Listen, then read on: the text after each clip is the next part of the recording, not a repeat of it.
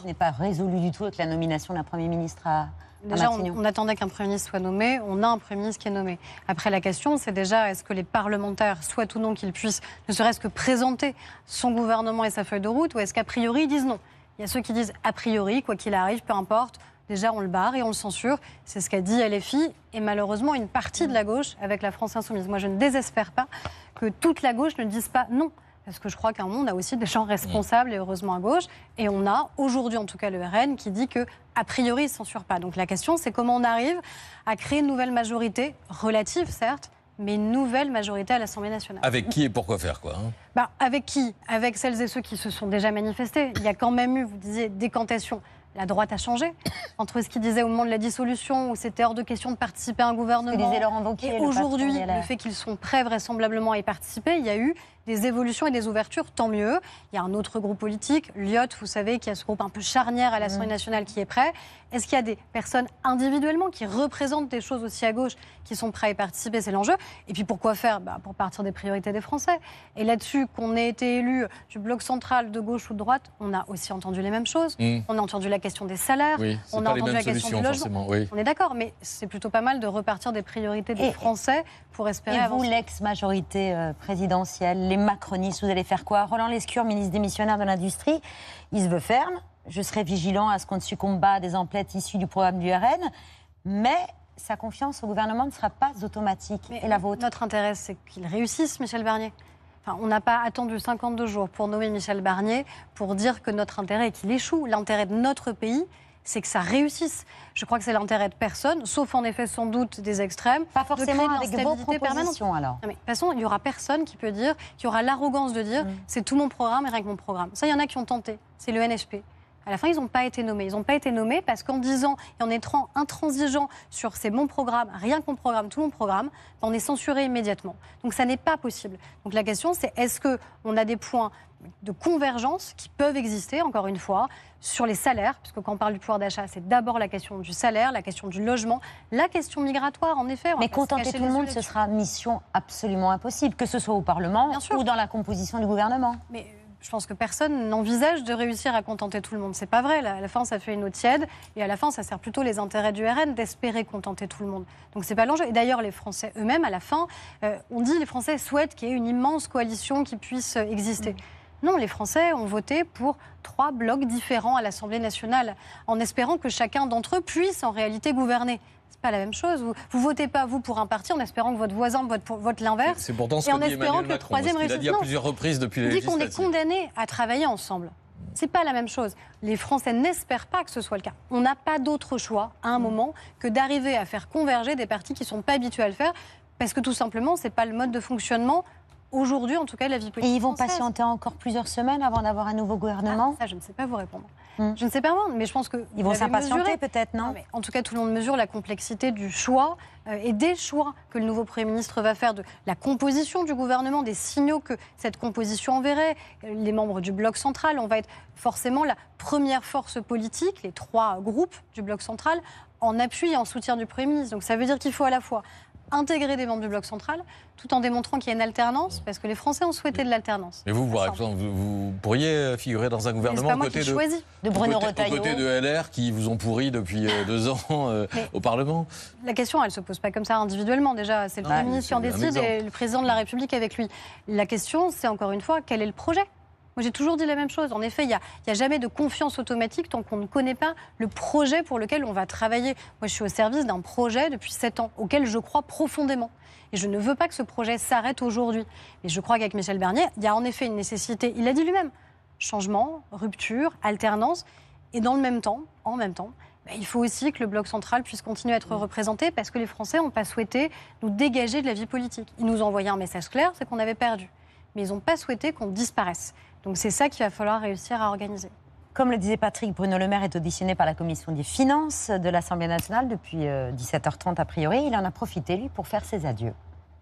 Je ne vous cache pas mon émotion, puisque ce sera la dernière Commission des finances à laquelle je participerai. Nous avons eu évidemment, Monsieur le Président, des divergences, et il n'a échappé à personne que Éric Coquerel n'est pas Bruno Le Maire et Bruno Le Maire n'est pas Éric Coquerel. Et c'est très bien comme ça. Ça s'appelle la démocratie. Nous avons des visions économiques, financières, budgétaires différentes. Notre situation des finances publiques, je pense que cela n'a échappé à personne, est le premier défi que devra relever le gouvernement de Michel Barnier, à qui je souhaite plein succès. Bruno Le Maire ne fera donc pas partie du nouveau gouvernement. Il était ministre des Finances depuis 2017. Votre réaction ? Il l'a dit lui-même, c'est lui-même qui, immédiatement après la dissolution, a dit qu'il n'avait pas vocation et qu'il ne souhaitait pas rester au gouvernement. Bruno Le Maire, c'est un grand serviteur de l'État, c'est un homme qui a fait le choix de démissionner de la haute fonction publique, je trouve dans une logique d'exemplarité, en disant je fais un choix d'engagement dans la vie publique, donc je ne me protège pas en restant aux fonctionnaires, et qui, je crois, a participé largement à protéger les Français, notamment pendant le Covid. Là, on a en effet un enjeu budgétaire qui est immense. Et il ne faut pas que le risque de la censure nous prive de responsabilité au moment du budget. C'est-à-dire que si chacun vient avec sa proposition, son amendement à 1 milliard, 5 milliards, 10 milliards, pour espérer négocier de ne pas censurer, la France n'en sortira pas. Donc on a cette nécessité quand même de responsabilité, ce qui en effet ne sera pas une mince affaire dans quelques semaines. Hier, Marine Le Pen a dit qu'il ne serait pas très raisonnable d'effectuer une censure après le discours de politique générale du nouveau Premier ministre en octobre prochain. Mais samedi, Jordan Bardella a dit placer Michel Barnier sur surveillance. C'est-à-dire que tout d'un coup, on va vivre comme ça au rythme des chauds-froids que va souffler le Rassemblement national ?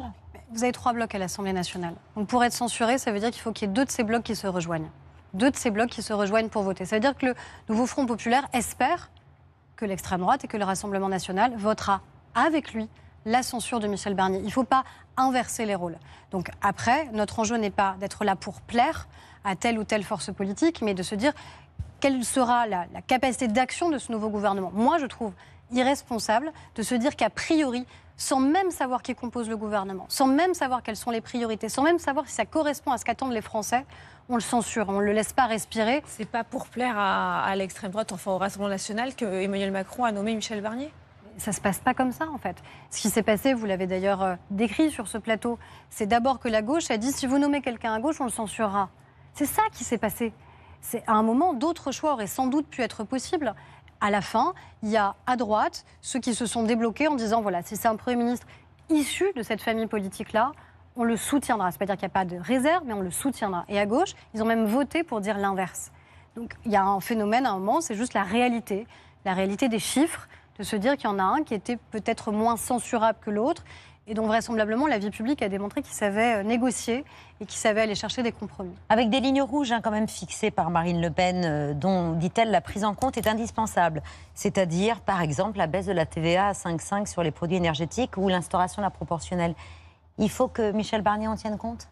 Je crois qu'il a dit, et on n'aura pas d'autre choix de toute façon, que non pas de tenir compte du projet de l'extrême droite, ce n'est pas la question, mais de tenir compte des électeurs. Je crois que c'est ça, quand les Français disent qu'ils attendent du respect dans la vie publique, qu'ils attendent de la reconnaissance de ce qu'ils vivent, c'est tout simplement qu'on ne méprise pas les députés, quels qu'ils soient. C'est totalement caricatural d'arriver pour la première séance à l'Assemblée et de refuser de serrer la main. Voilà, c'est ridicule en fait. On se met en scène soi-même en refusant de serrer la main. Mais si on n'est pas capable entre députés de se respecter, ça veut dire qu'on ne se combat pas et qu'on ne s'affronte pas, mais de se respecter, c'est quoi l'image qu'on renvoie ?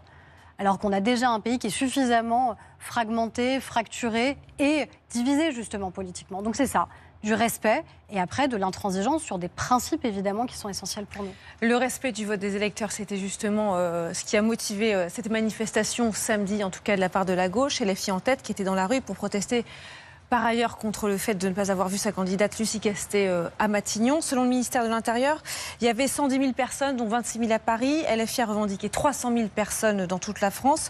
En tout cas, ils étaient en colère. Audrey Paillasse et Salomé Delattre étaient dans ce cortège parisien.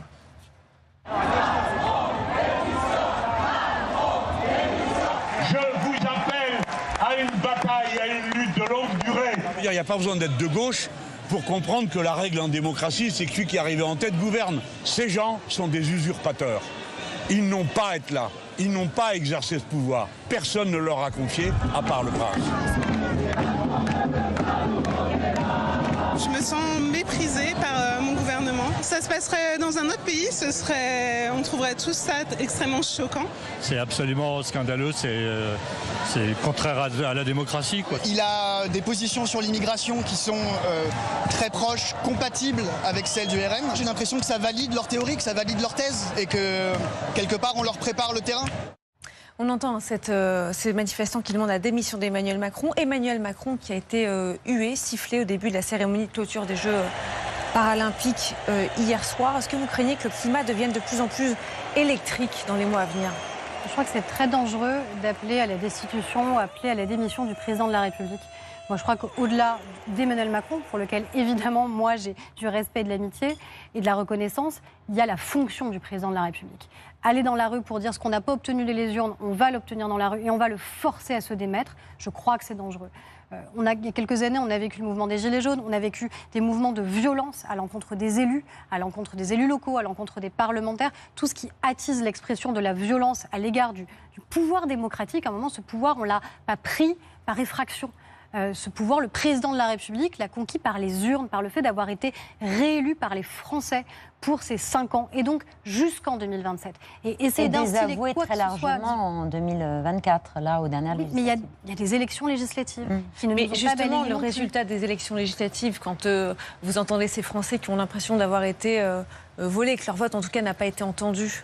Mais qu'ils en veuillent un moment aux responsables politiques de gauche, qu'ils en veuillent à l'intransigeance de Jean-Luc Mélenchon qui a considéré que c'était tout le programme, rien que le programme de la France Insoumise, parce que le NHP c'est un copier-coller du programme de la France Insoumise, qu'ils en veuillent à Olivier Faure qui à un moment a fait voter par le Parti Socialiste que si c'était Bernard Cazeneuve, l'ancien Premier ministre de François Hollande, il refuserait de le soutenir, voire même ils étaient prêts à le censurer, qu'ils en veuillent à cette gauche qui est incapable à un moment de vouloir réellement et sincèrement gouverner. Moi, je trouve que ces images de manifestation, je passe sur les drapeaux palestiniens notamment, je ne vois pas très bien le rapport entre la démission du président de la République et cette question-là, mais on voit bien aussi une autre manifestation en même temps. Je trouve que ces mouvements-là sont des mouvements dangereux. C'est tout. C'est pas juste une expression démocratique, encore une fois. C'est la volonté de forcer le président de la République à se démettre, à se soumettre. Non. À un moment, il y a des élections. Et c'est comme ça qu'on arrive ou pas au pouvoir. Et remettre en cause le résultat des élections, forme de trumpisation de la vie politique, en général, ça finit pas bien. Donc je pense que c'est dangereux. Il n'y avait pas, heureusement, 1 million de personnes, des millions de personnes dans la rue pour le faire, parce que je crois que c'est aussi un mouvement marginal de la société que de vouloir remettre en question, encore une fois, le résultat d'un processus démocratique. Aurore Bergé, ministre démissionnaire chargée de l'égalité entre les femmes et les hommes et de la lutte contre les discriminations aussi longtemps que nécessaire. Ah bah ça, c'est pas moi qui en décide. Vous pouvez tenir le coup encore longtemps à expédier les affaires courantes ? Non, mais l'objectif, c'est pas de rester longtemps. Ça n'a pas de sens d'ailleurs. Ça n'a pas de sens institutionnel. L'idée, c'est que ça prenne fin le plus vite possible. Et ça, c'est le Premier ministre qui va en décider. Voilà, Michel Barnier, qui assistait lui aussi hier à la cérémonie de clôture des Jeux paralympiques. Mohamed Bouafsi était à ses côtés. C'est l'objet de sa story. Bonjour, vous allez bien ? Oui. Je suis un peu grand, hein. Jordan Bardella dit que vous êtes sous surveillance. C'est quand même des mots forts. Mais je suis sous la surveillance de tous les Français. J'ai rien de commun avec eux, mais il y a 11 millions de Français qui ont voté pour eux. C'est l'histoire d'un homme politique qui n'imaginait pas assister à la cérémonie de clôture des Jeux paralympiques dans le costume de Premier ministre. Hier soir, Michel Barnier a accepté d'être suivi par les caméras de C'est à vous. Hier, il y a quasiment 51 ans, jour pour jour, le Savoyard devenait conseiller général. Alors qu'à plusieurs reprises dans sa carrière, son nom a été évoqué pour Matignon. C'est jeudi soir que Michel Barnier a pris ses quartiers. Monsieur le Premier ministre, 50 ans de carrière politique pour arriver à Matignon, c'est quand même beau. Il ne faut pas me ramener trop en arrière, parce que moi, je ne fonctionne pas dans la nostalgie. Il faut surtout se méfier de la nostalgie en politique, de la rancœur aussi, et aussi du sectarisme. Mais j'ai beaucoup de mémoire et beaucoup de souvenirs, donc j'ai l'honneur d'être ici. Le président de la République a fait son choix, et c'est un honneur pour moi. Et je vais essayer d'utiliser ici... au service de mon pays, c'est pour ça que je me suis engagé, pour ça que j'ai accepté tout ce que j'ai appris avant, sur le terrain en Savoie, dans différents ministères et à Bruxelles. Tout le week-end, Michel Barnier a enchaîné les consultations. Samedi, il a rencontré Elisabeth Borne et Yael Braun-Pivet. Juste avant notre rencontre, c'est avec Édouard Philippe que Michel Barnier s'est entretenu. Place désormais à la gauche, dans l'espoir de former le plus vite possible un gouvernement. On n'a pas beaucoup de temps, donc il faut avoir une belle équipe, une bonne équipe. Pour moi, j'ai toujours fonctionné avec des équipes qui avaient, comme M. Pompidou, qui a été Premier ministre ici il y a longtemps, expliqué qu'il fallait une morale de l'action, une morale collective. Très important pour moi. Donc le temps de constituer cette équipe, c'est à peu près fait. Et puis maintenant, je m'attache au gouvernement. Et aussi, c'est la même équipe, une autre équipe de France qu'il faut constituer. Le plus dur commence ? Oui, le plus dur est devant moi, oui, c'est sûr, je suis sûr. Je suis conscient de ça. Et puis là, j'ai dit dès les premiers mots ici même... le respect que l'on doit au Parlement, à tous les groupes parlementaires qui représentent des citoyens, et chaque citoyen est important, chaque citoyen a une valeur ajoutée. Avec le Premier ministre, nous avons pris la direction du Stade de France où il a souhaité saluer et féliciter les forces de l'ordre et de l'armée qui ont participé à la sécurité des Jeux Olympiques et Paralympiques. Il est également revenu sur les effets de sa nomination. Vous auriez pensé vivre ce genre de moment il y a quelques semaines, quelques mois? Non, mais quand vous êtes un homme politique engagé, je n'avais pas d'agenda personnel, comme je l'ai dit hier publiquement, mais j'étais prêt à servir. Il faut toujours être prêt à servir, donc voilà. Et vous savez, je suis dans un moment où je ressens la détermination, mais en même temps le devoir d'humilité. Hein. Ça vous agace quand on dit choix par défaut? Je ne crois pas que je sois là par défaut. Ce n'est pas le sentiment que je ressens en écoutant les réactions à ma nomination. Hier soir, Michel Barnier a donc vécu son premier bain de foule en tant que Premier ministre face à des Français chaleureux et assez bienveillants, voire même inquiets pour lui. Bonjour, vous allez bien? Oui. Bonjour. J'ai une belle casquette. Merci. J'ai failli en avoir une comme ça. Bonsoir. Bonsoir. On est en mode sardine. Quand vous êtes Premier ministre, c'est nouveau, ça. Vous avez peut-être pas de barrière. Alors, j'aime pas les barrières. Bienvenue. Bonsoir. Bon courage. Je le sais. J'ai plein d'énergie. J'ai l'énergie des montagnards. Bon courage, merci. Félicitations. J'ai plein de courage et même un peu d'utopie encore. Eh ben c'est bien. Ils vous disent tous bon courage, les Français? Mais parce qu'ils savent que c'est difficile. Ils savent qu'il y a plein de problèmes. J'ai dit l'autre jour à la télé, il faut se retrousser les manches. Et pas de miracle, vous avez dit aussi, mais du progrès. Pas de miracle. Vive la Savoie, monsieur Barnier. Ça va? Vive la Savoie, bravo. Pas que la Savoie, la France. Oui.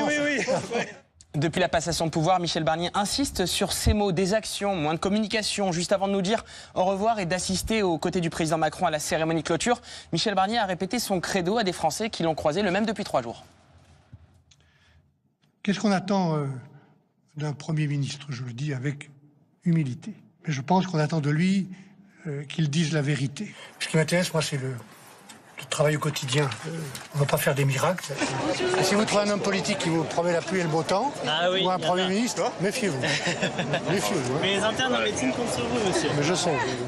Moins de blabla, plus d'action. N'écoutez pas ceux qui vous vendent des miracles. Je ne veux pas faire de fausses promesses. C'est ce qu'on a entendu tout le week-end, notamment dans les journaux avec la Tribune dimanche. Il vise qui, selon vous, Aurore Berger, car vous étiez au pouvoir depuis 7 ans? Je pense qu'il a besoin de démontrer aussi qu'il y a un nouveau moment politique qui existe. Sinon, ce ne serait pas lui qui aurait été choisi. On n'aurait pas eu ce résultat-là. Je pense qu'il faut être très humble, évidemment, sur le résultat et très honnête sur le fait qu'on a perdu ces élections. Et donc, ça veut dire qu'il faut du changement. Il faut du changement, sans doute, dans la méthode, dans la capacité qu'on a à associer et associer plus. Parce que quelle que soit notre place, que ce soit au sein du gouvernement, que ce soit au Parlement, dans tous les cas, je pense que c'est notre intérêt, très sincèrement, qu'il réussisse. Parce que si lui ne réussit pas, qui réussira? Qui réussira cette équation qui paraît impossible, politique, budgétaire, économique, environnementale, de souveraineté? Patrick. C'est ça, il ne faut pas faire désespérer les gens de la vie politique. Ils ont voté en masse. Bon, maintenant, il faut que ça marche. Enfin, à chaque sortie, il distribue les baffes. Hein. Les sbroufs, il a aussi dit. C'est l'une de ses formules pour dénoncer la gestion antérieure et le mode de gouvernement d'avant. Il y en a eu de l'esbrouf? Je ne sais pas, peut-être. Est-ce qu'il y a eu des fautes? Sans doute. Enfin, vous ne perdez pas les élections parce que vous avez tout bien fait.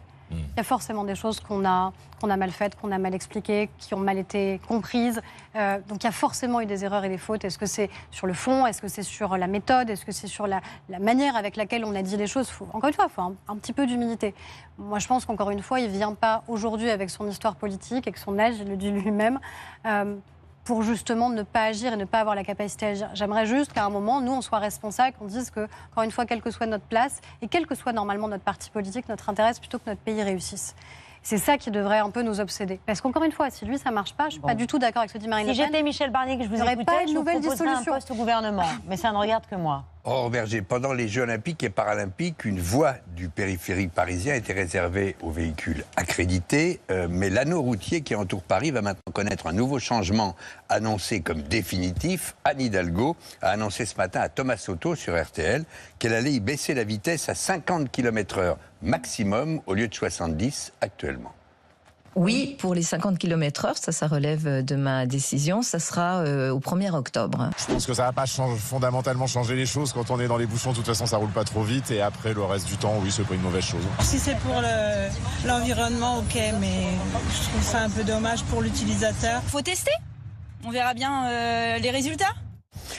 Anne Hidalgo prend cette décision sans attendre l'avis de l'État. Le périphérique est une voie de la ville de Paris, mais sa vitesse maximale est régie par le code de la route. Et là, c'est le gouvernement qui peut agir. Vous êtes député des Yvelines, cette mesure va aussi impacter les habitants de l'Île-de-France. C'est à la seule maire de Paris de décider ? Souvent, elle décide, malheureusement, pour ce qui impacte plus la vie des Franciliens que la vie des Parisiens. Parce que c'est vrai qu'elle est élue par les Parisiens et non les Franciliens. Donc du coup, la vie de ceux qui habitent en grande couronne, notamment, ne l'intéresse pas vraiment. Donc moi, c'est surtout ça. Moi, je veux pas que Paris se barricade, qu'il y ait demain un péage urbain ou ce genre de choses. Parce qu'encore une fois, ceux qui empruntent le périph', c'est d'abord ceux qui n'habitent pas Paris. Oui, donc contre ? Oui. Si c'était une expérimentation, dire on teste 1 mois, 2 mois, 3 mois, et on en voit les effets, et on mesure concrètement les effets que ça a eu sur l'environnement, sur le trafic, etc. J'ai pas l'impression qu'elle soit totalement dans un esprit d'expérimentation et de concertation et de dialogue. Merci Aurore Berger. Vous restez avec nous pour le reste de l'actualité. C'est officiel depuis vendredi. La Fondation Abbé Pierre ne s'appellera plus Abbé Pierre. Au siège d'Emmaüs France à Montreuil, les bustes, les posters, les images et affiches du fondateur ont d'ores et déjà disparu. Des mesures choc prises alors que 17 nouveaux témoignages visent l'Abbé Pierre et s'ajoutent à ceux de cet été. Des accusations de violences sexuelles, de viol et de l'agression sexuelle, notamment d'une petite fille de 9 ans à l'époque des faits. Loin de l'icône de l'hiver 54, c'est le portrait d'un prédateur qui est aujourd'hui dressé dans le rapport rendu public par Emmaüs. Au bout de quelques secondes de conversation, l'abbé Pierre a posé la question à cette femme de « Est-ce que tu te touches en pensant à moi ?» Cette jeune femme a répondu, toujours très gênée, « Non père, je pense à vous, mais je pense pas à vous comme ça. » Et l'abbé Pierre a embrayé en disant « Parce que moi je pense à toi et je me touche en pensant à toi. » Elle décrit qu'il l'emmenait dans un appartement parisien dont il avait la clé pour passer la nuit avec elle. Il se masturbait devant elle, il lui demandait de lui faire des fellations et lui proposait des relations sexuelles avec une autre femme. Le spectacle de 2 femmes ensemble l'excitait. Sœur Véronique Margron, présidente de la Conférence des religieux et religieuses de France. Merci de votre présence ce soir aux côtés d'Héloïse de Neuville, journaliste au service religion du journal La Croix. Vous avez eu, Héloïse de Neuville, accès à l'intégralité du rapport du cabinet Egaé qui donne une toute autre ampleur aux premières accusations portées contre l'abbé Pierre en juillet dernier. Cet été, il était question d'actes non désirés, ce qui était déjà des agressions sexuelles.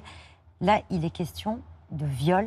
C'est-à-dire qu'on a passé un cap dans la gravité des accusations. Oui, c'est une escalade brutale dans les accusations qui sont imputées à l'abbé Pierre. C'est-à-dire qu'effectivement, les 7 premiers témoignages qui étaient portés allaient de la parole graveleuse à la main non désirée, qui était déjà une agression sexuelle, mais qui restait quand même en dehors des questions de viol. Et surtout, ce qui marque dans ces 17 témoignages qui viennent de sortir, c'est qu'ils concernent une petite fille qui disait qu'elle avait 9 ans au moment des faits, donc de la pédocriminalité.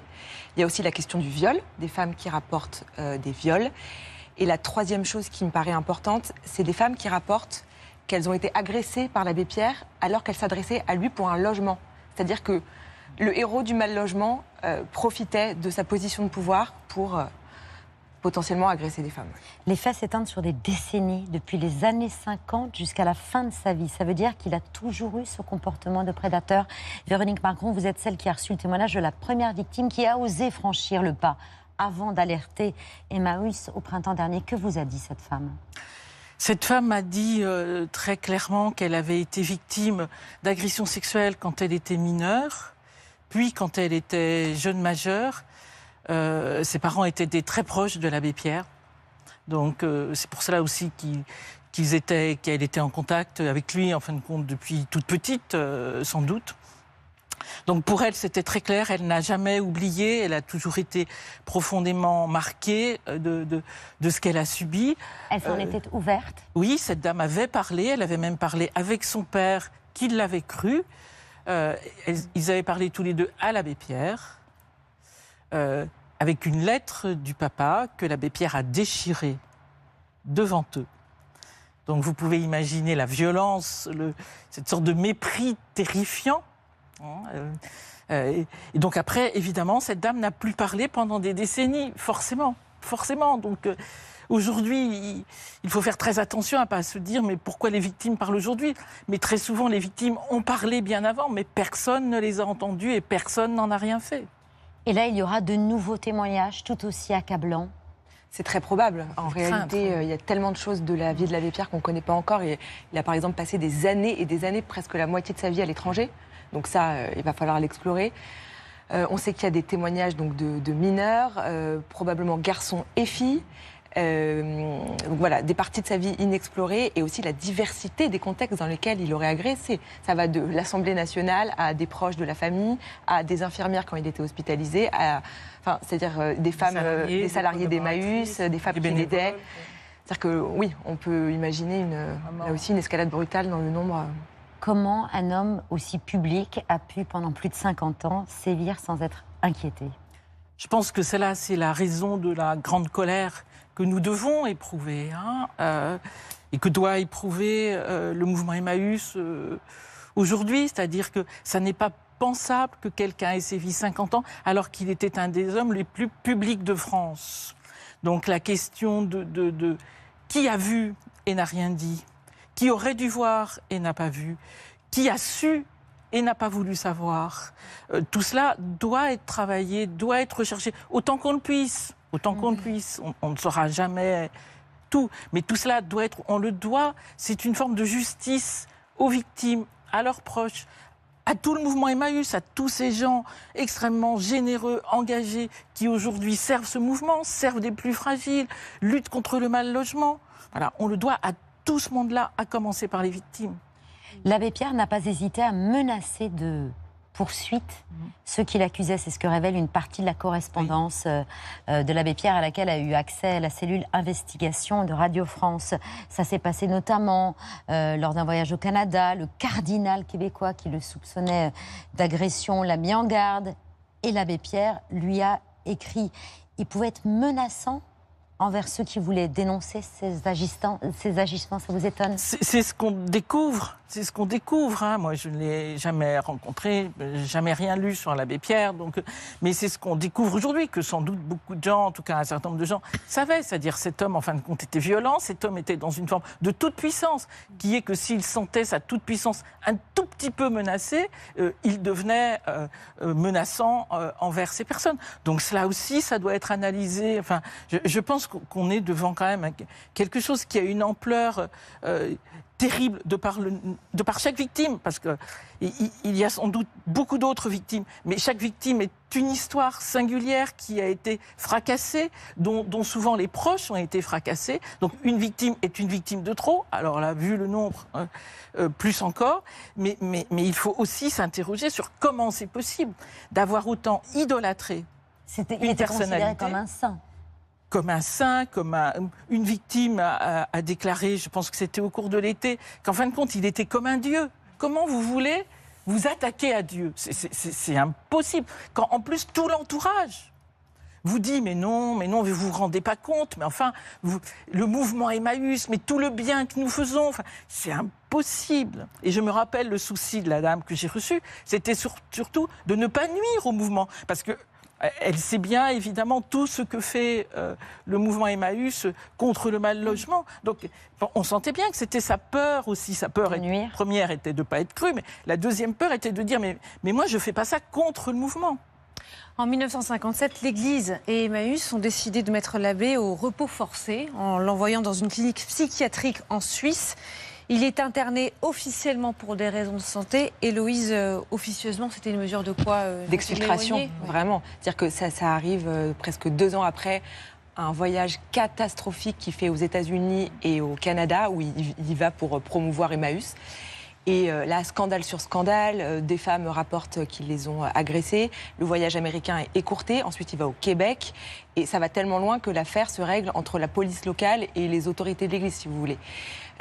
Sur ce, il rentre en France et le scandale est tellement retentissant que les autorités de l'Église n'ont pas d'autre choix que de l'envoyer en Suisse, ce qui n'est absolument pas courant, hein, parce qu'il y avait des structures à l'époque pour s'occuper des prêtres, oui, le secours sacerdotal, des prêtres déviants. Là, le degré de gravité pour envoyer un prêtre à l'étranger est très fort.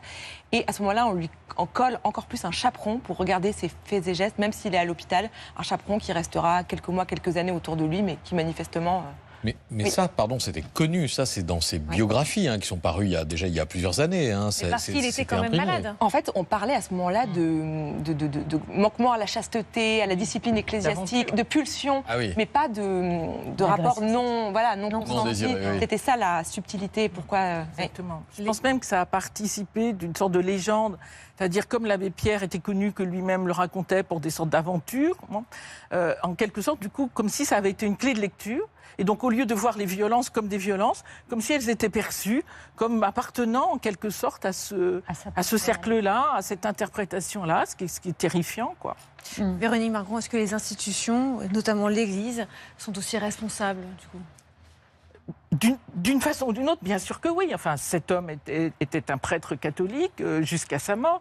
Donc, l'Église catholique, je ne sais pas à quel niveau, je ne sais pas de quelle façon, cela il faut le rechercher, d'où l'importance d'une enquête socio-historique, a forcément des responsabilités. D'ailleurs, on voit intervenir à tel ou tel moment des évêques, l'archevêque de Paris, l'évêque de Grenoble. Donc, on voit bien que, bien sûr, il y a eu des responsables dans l'Église catholique, je ne sais lesquels, qui ont su.